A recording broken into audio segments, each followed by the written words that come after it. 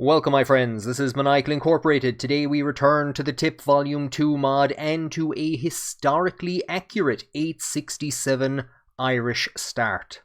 A few months ago, Paradox updated the tutorial, they added legendary starts, and it gave them a perfect opportunity to correct an error that crept into the game, the presence of the false King Mudaka in the 1066 start. Now, I've spoken about how a misreading of a very difficult Irish history text led to that mistake making its way into the game, and it was also a misreading of that text that led to the presence of Flann Sinna as effectively King of Mide in the 867 start.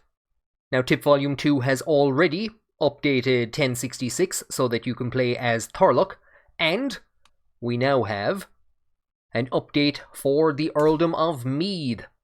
So if we take a look at the actual earldom and look at the title history, here we have Muel Shachnail Mac Muel Rooney, Flann Sinna's father, who died in 862. He was replaced by, or succeeded by, Lorcan Mac Cahill, who was blinded 2 years later by the new High King of Ireland, Éifinn Lia, and that led to him being deposed, and he was replaced with Donncha Mac Éachain.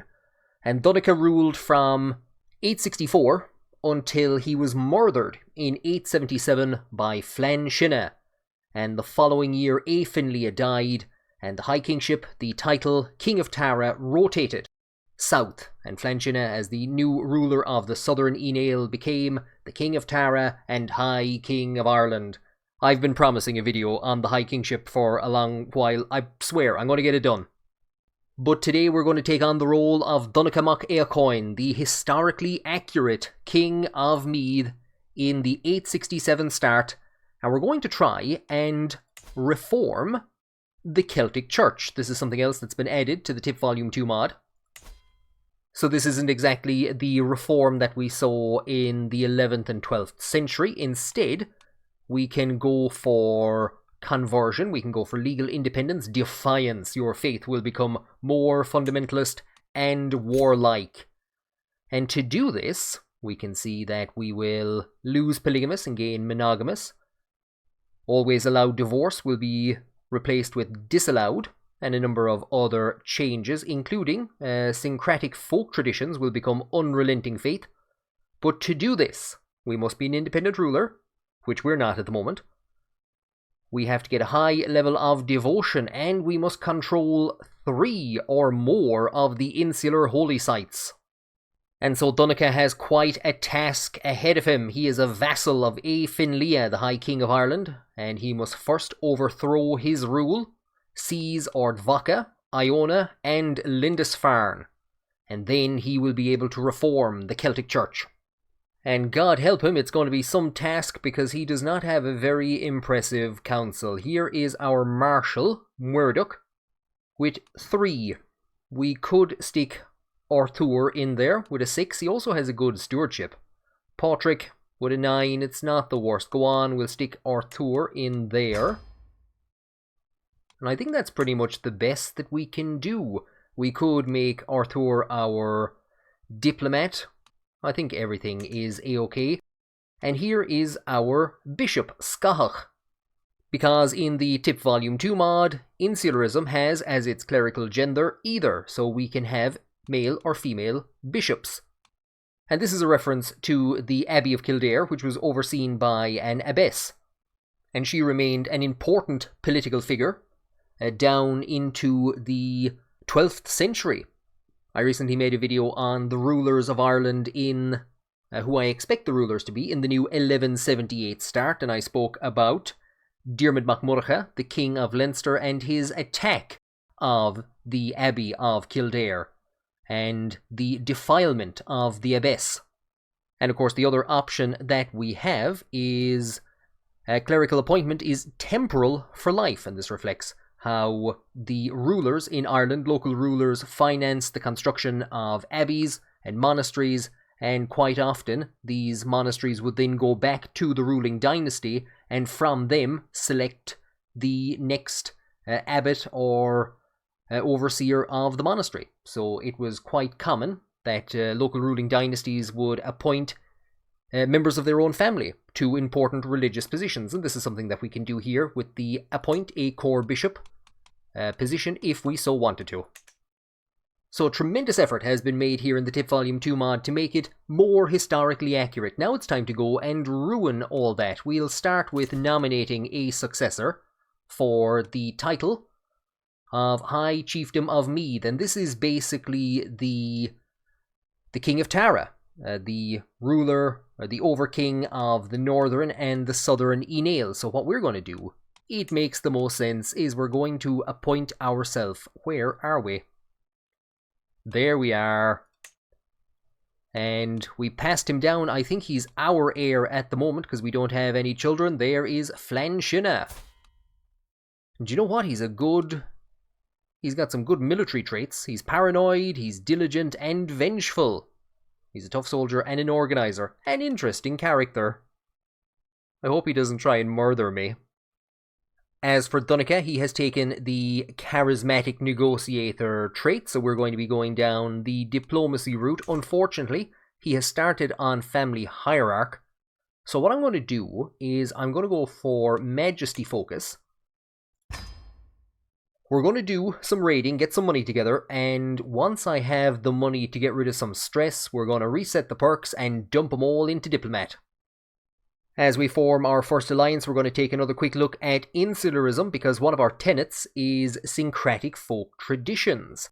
And one of the things that this does is it removes the absolutely massive penalty that Norse figures usually have of us. So if we wanted to, we would be able to form an alliance between Dunica and the ruler of the Isle of Man. And this is historically accurate to the time period. The Irish and the Norse intermarried, formed alliances, and basically the Gaelic Irish dragged the Norse into the crazed politics of the island. I'm not going to do that now, but it's just to show you some of the historically accurate opportunities that you have with the Tip Volume 2 mod. We're going to organise an alliance with Sheila, Nick Dovdobwirin of the Onucht Cashel, and that'll bring in about an alliance of about 786 troops. What's that you say? Flanshina has arrived at court, and we can recruit him for just 3 gold? That sounds like an absolute bargain. Recruit him immediately. Wait a minute, that's not Flanshina. Now, the perceptive amongst you might notice that this is the second return to the Tip Volume 2 mod.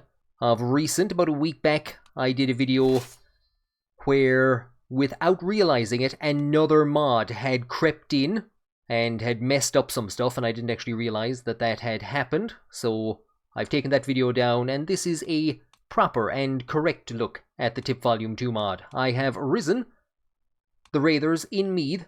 We don't have a tremendous amount of nearby raiding targets. That's not actually too bad. What about this place? Ooh, do you know what? We could hit them. We're probably going to make him angry though, so maybe we shouldn't. We're going to head for Ivali. And then I think we're heading into Connacht. There is that alliance with a chunk of Munster. I'm not too sure what Finlia is thinking. I'm not too sure Finlia knows what Finlia is thinking. We're a member of the Céad Cathach dynasty, the 100 Battles dynasty. And Finlia is the head of the dynasty at the moment, and he has just unlocked traditional weddings. Grand weddings are 50% cheaper. Now we don't have to raid as much of Connacht. That's great. We've just finished raiding down Ivali. We've taken a small baby captive. We can see that Finlia, he's gone looking for money for a grand wedding. Breffni has gone into what we would have considered a potential target. So I think with just 39 gold, we're going to call it a day and head back home. There's a lot of scary people out there. And we can actually see that that's a bit of a problem. Because Finlia has hit Breffni, Breffni has now become hostile to us. Thanks, Finlia. I was hoping to try and pull the forces back. We got the money in. The only thing is that this is going to knock down... are you coming to help? No? Okay. At least it's going to knock down the forces. Oh, he's coming to help. Okay, sorry, I was just a bit angry. I don't know what the hell is going on in my dungeons, but both prisoners have just died. A plush and exotic carpet, a gift from Flanshina, from vengeful, paranoid Flanshina. A gift that will decrease hostile scheme resistance by 10 from Flanshina. OG followers of the channel, or anyone who's watched the very first series that I put up, receiving gifts from somebody called Flanshina has been problematic in the past. This carpet will cover the floors in my room. We could get rid of it for 15 quid. Do you know what? No. It's a lovely carpet, Flan. Thank you. Yeah. Thanks for the carpet, Flan. Now, history will record that Donica actually died from his wounds, and I did get a pop-up about failed treatment. So I think it was actually my physician and their incompetence that ended up killing Donica.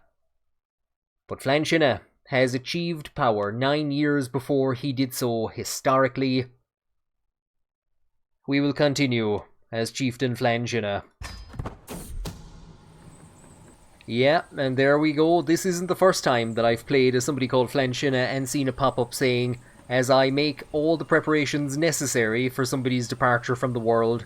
So indeed, Flanshina was planning to kill Donica. Satan must have been eager for his company. Oh, god damn it, Flanshina. So he is a martial figure. Quite strong martial. He's going down the strategist route I usually go for the Gallant tree. There's no point in resetting the perks. We'll go with the chivalry focus. And probably try and head down a bit of the Gallant tree. Now, what with him being a paranoid, murdering arsehole and all, we don't have a great selection of potential alliances. At the moment, we're going to form one with Gormul, Nick Muelbride of the very northern tip of Scotland. Well, more so with her father, Muelbride, and his 800 or so forces. So getting our own forces replenished, that's going to be the main task at the moment. Do you know what? I should have probably married Gormla, considering that she's the person that brought Flanshina to power. So that betrothal has just gone through. Now, historically, when Flan's father, Muel Shocknell Mac Muel Rooney, died, his successor as King of Tara, Aefin Lea, married his widow, Lorne. So this would be Flanshina's mother. So Aefin Lea is Flanshina's stepfather. And when Aefin Lea died in 878, Flanshina married his widow, Muel Mura. So obviously for the Enail, keeping it in the family is an important principle. So important that our stepfather is going to appoint us as Chancellor of Mide. I accept. And we also need to appoint a successor to Aefin Lea as the King of Mide. I think I will go with, how about me? And here actually is something that I forgot about. Our uncle, Corul MacDunlinga. I have totally forgotten how he and Muel Shocknell Mac Muel Rooney are related, but we can organise an alliance. We'll negotiate that. So we basically have Ossory, which was part of Munster, and Corul kept causing trouble until Muel Shocknell had to basically come south, defeat Munster, and split Ossory out from the province. And our uncle has agreed to that alliance, and no better timing because his land is currently being raided down by the Ivali. If we take a quick look, we can see that the Ivali, Meath and Dublin form the actual High Chiefdom of Meath. So we are going to finally begin with Dunica's dream. Seems as though Dunica isn't around to achieve it himself anymore, and we are going to conquer the Earldom of Ivali for a grand total of 9 piety. We don't have a lot of piety. And we've also gotten the news that Afinlia has gone to war with Breffni, so he was causing them some trouble there a few moments ago. Our uncle has gone straight in to Ivali. And Flanshina commands the army of Mide. Until we put Arthur in command, because he's the only man who knows about throwing rocks at walls. So we've managed to take Ivali. I was just about to click accept before realizing that this is a call to war. So this is our potential father-in-law. Orkney are trying to... Is he the attacker? He's the attacker. We will accept. But before we do anything else, we will bring our conquest of Ivali to an end and enforce our demands. The devil, he doesn't have enough forces to take the fortification. That's why he's called us in.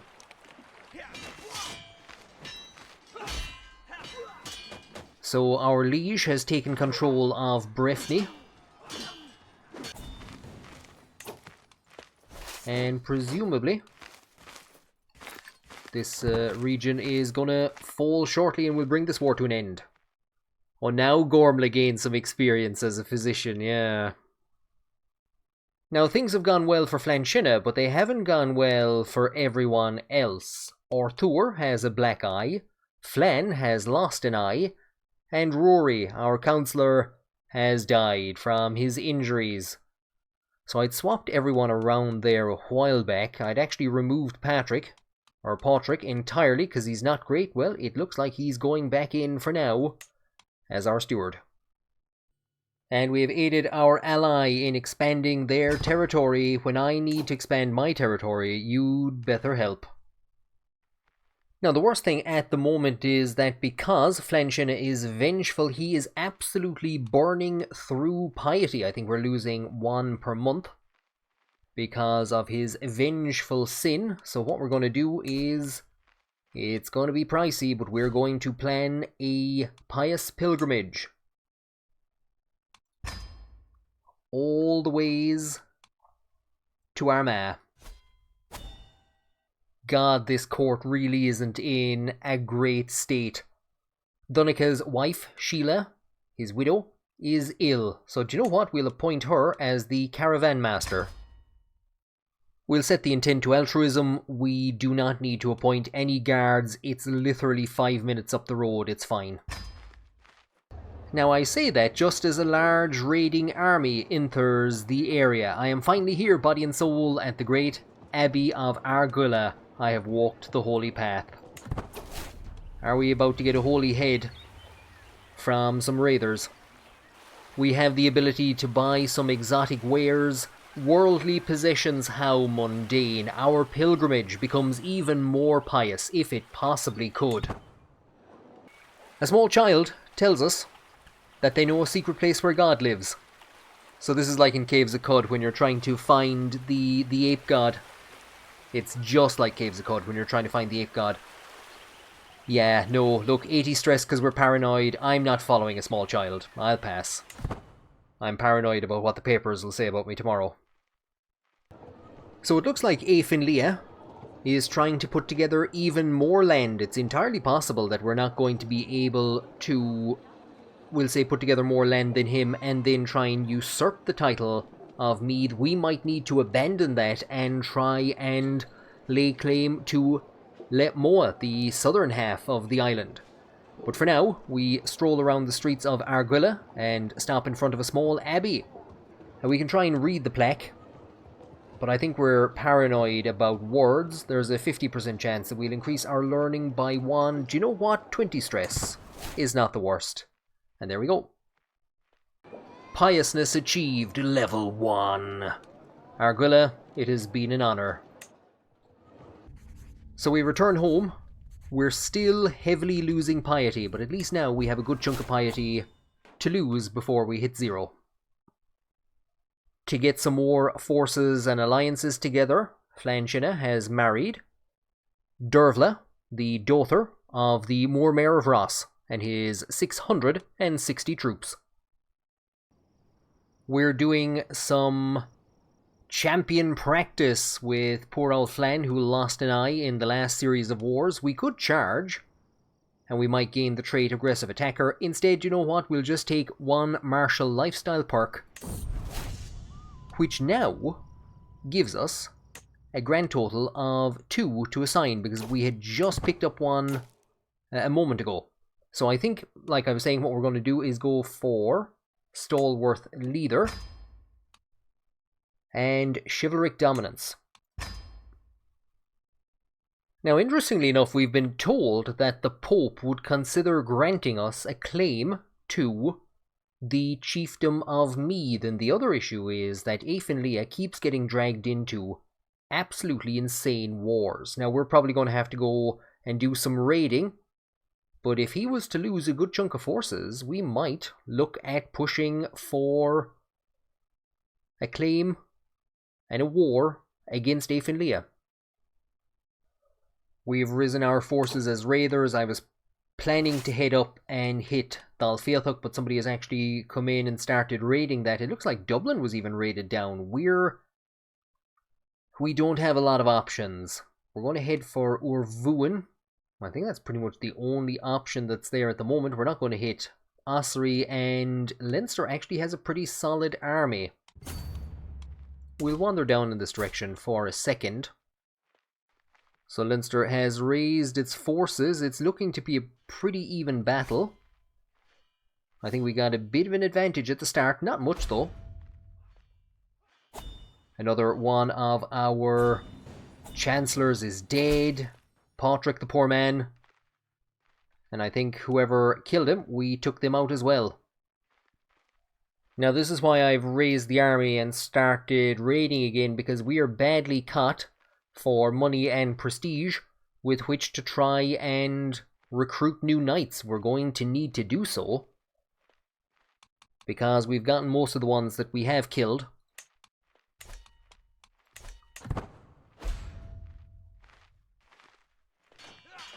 Oh, that was rather bad timing. We wandered in. What's after happening in here? A is being attacked by Carul. So, just as we wandered into Ossory, Carul became immediately, our uncle became immediately hostile to us and is now in a quite large coalition with Leinster, sieging down our land. Well, that's great. Our uncle, the absolute devil, has laid claim to the High Chiefdom of Mide. And as well as that, there is a massive Norse invasion of basically the centre of Afinlia's territory. I don't think there's a whole heap we can do, but Afinlia was heading for Leinster. I'm not too sure what direction he's heading in now. He's parking himself in Dublin.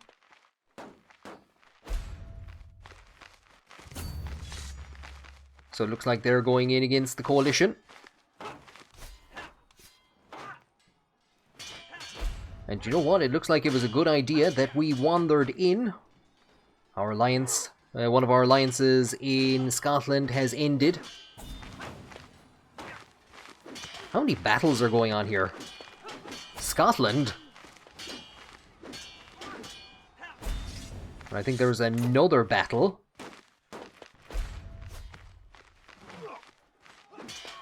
So it's entirely possible we're going to get overwhelmed. Unless A can get more forces in. Yeah, it looks like there's about 3 or 4 battles going on.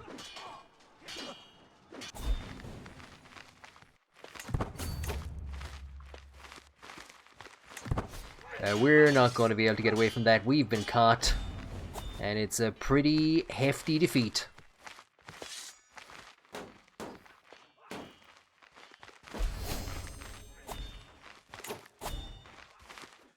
Right. What the hell has just happened? Afinlia has died in the year 873. We are now the head of the Celtic dynasty. We are the new Chief of Mide. And we're the cultural head of the Irish, and we're heavily losing 2 wars. Well, fantastic. It is entirely possible that Afinlia's early death will save the kingdom. We have our war against Ossory. We've depleted half our forces, but Ossory is all but shattered. The major problem is going to be the Norse invasion of Tyrone. It's entirely possible that we might just have to let them have it. However, we do have sizable allies. I've called in a family member to the war, and here in Ballyhalloon we have the remnants of Aofenlia's army, so I might need to either stand them down or try and raise one of our own armies, but there is Tuavoon's army heading north, which means that Ossory is all but defeated, and here are our forces heading to lift the siege. Hell's bells. As I was saying a while ago, after Aofenlia died and Flansinna became the king of Tara, he married his widow, Muelmwira. Now, unfortunately, her father has died, and we're not in a position, if we were to establish a marriage, we're not in a position to form an alliance with Constantine of Alba. That is something that we might need to do. At the moment, the Isles are offering to organise a marriage to her. Do you know what? We will accept. Now, I think what we're going to have to do is put Flansinna in command of the army of Breffni, and we're going to need to march them to lift the siege of Mide itself, and hopefully our allies will come with us. We do have a few that have the disembarkation penalty. We have other forces that are withdrawing. So we've gotten some chunk of our men in. There we go. If we could take out Ossory's army, that's what's causing us a bit of trouble at the moment. But the other major issue is we have this huge army wandering around. Rapidly we pull our forces south as Ossory attempts, I think, to head for Tuavoon.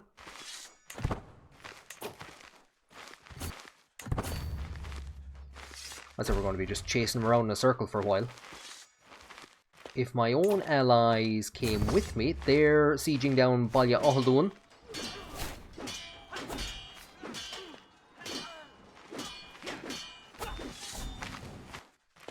And our betrothal to Gormul has just gone through, forming an alliance with Donal, the son of Maelbrita, in the north of Scotland, so we should be able to call him into our war. We'll call him into Ossory's claim to get him to follow us, because we need to bring this one to an end quickly. And there goes Breffni, and there goes the attempted siege of Mide. And finally, our idiot of an uncle will see sense and accept a white peace. Carul accepts and agrees to put the conflict behind him. Well, I'm afraid to say you're not going to be putting that conflict behind you just yet. Because now you're going to re-enter the war on my side against the Norsemen. In our prisons we now have an interesting assortment of characters. Carul Mac Muracoin. His father was previously the ruler of Leinster, from what I can see, a member of the Efueloin, who has the Holy Warrior trait. We will recruit him. Here's another interesting character. Snæbjorn, our grandfather's grandson. And we've had problems with physicians before. Well, this physician knows poetry. Gavron will also be recruited. And then we have 3 others that are either too injured or too insane to be hired. They'll be just ransomed out. I don't think we can even ransom them out, but we'll get... Do you know what? We'll get a hook for them. My wife, Dervla, is with child, and I should be overjoyed, but I've been at war for about 2 years, so I'm not too sure how Babby was made. Her father died, and we haven't been able to form a new alliance with her 4-year-old brother. And of course, we're paranoid, so she must tell me who is Babby. As well as pulling some new knights out of the dungeons, I hired Moel Isa. But unfortunately, because I am paranoid, there's Karul and Snebjorn. Because I am paranoid, I am now stressed to the gills. Of course the child is yours, Flanshina. I don't believe you.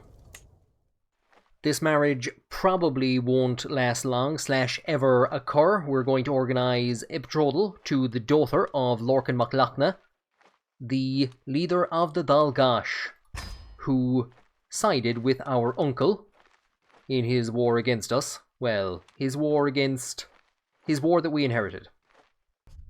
There's too many wars to fight for Flanshina to sequester himself. He's going to bite his lower lip and try to stay focused. And immediately as we lose Breffni and as Lorcan accepts the proposed betrothal, we will call him to war before we even respond to the letter. And the Norse army has hit E Valley. We're going to have to move into the north and try and drag the rest of our allies around. And they're withdrawing, which if we could actually hit the secondary army would be fantastic.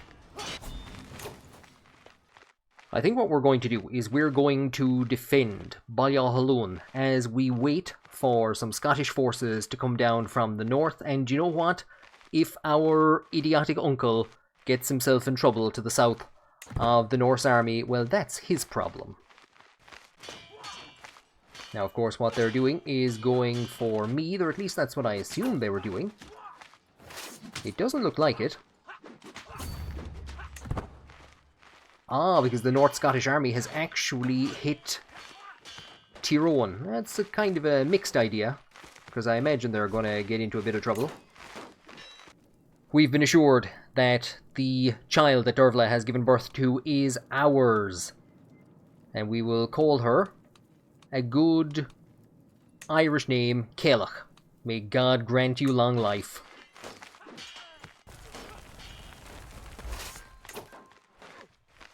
So we've taken Breffni.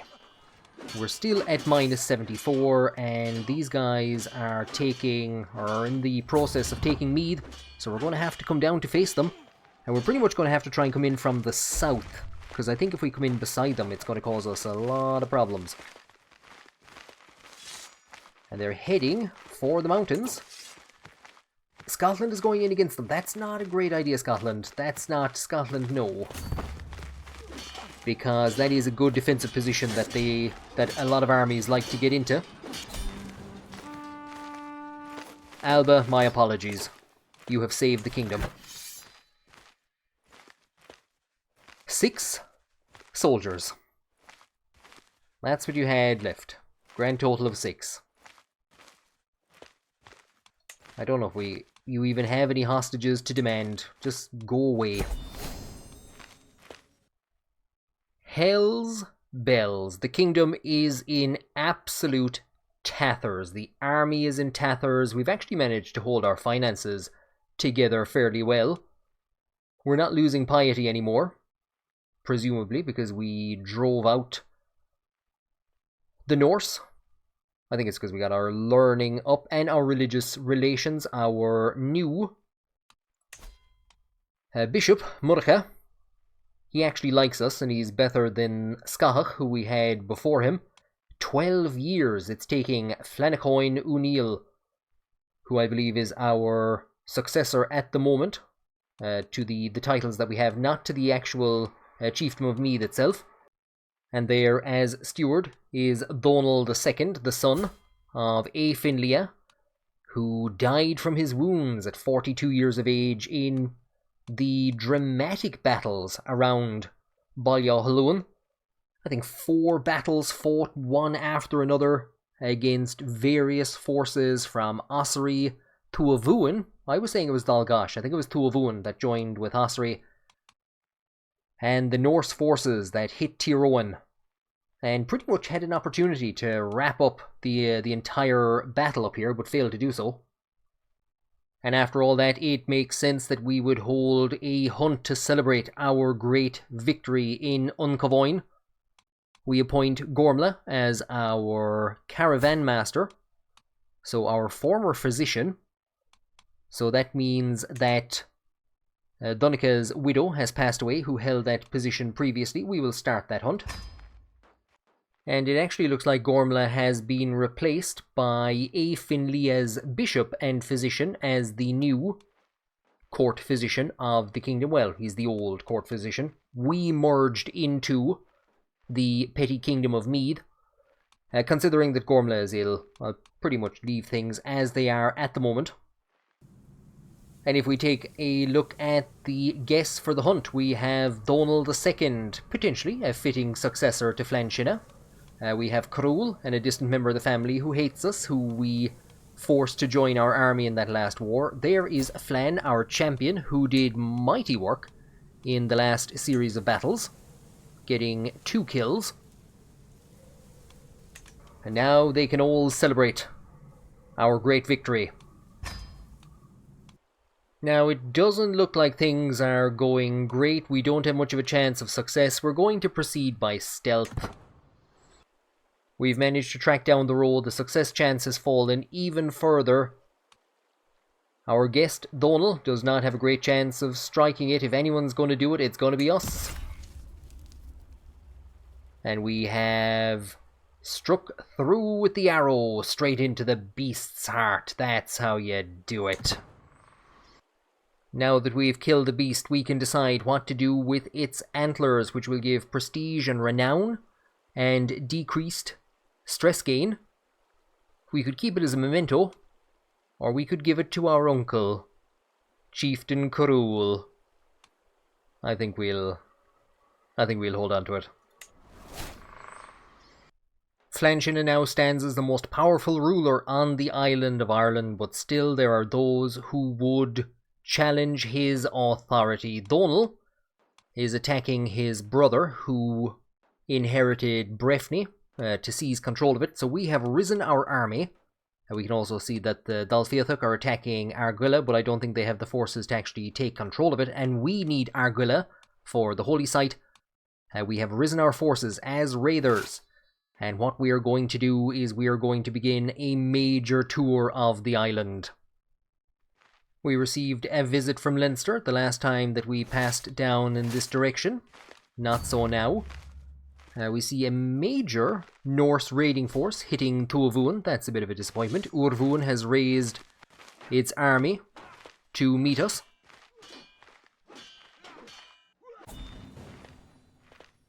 And unfortunately, this means that we will need to cut our grand tour short. Because if those Vikings decide to come for us, we're not going to be able to stop them. However, if we bring the army back, they might think twice about it. It looks like they're going for Connacht.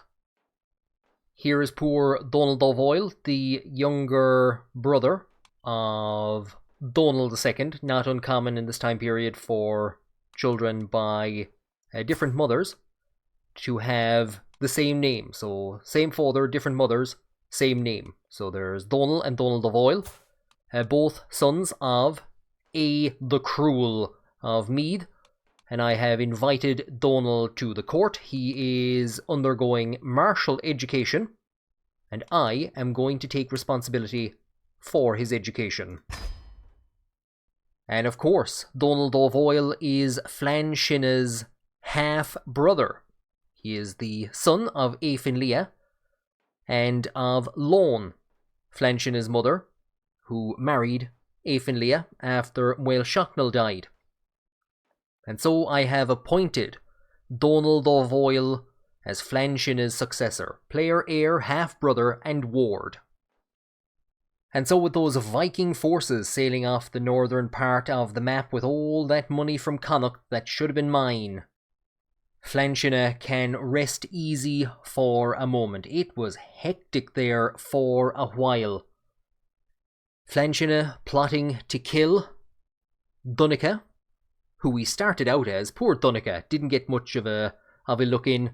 Following his death, Flanchina managed to conquer Valley, but no sooner had he that done and a handful of alliances put together when Finlia dragged him and was dragged into an all-merciful number of wars.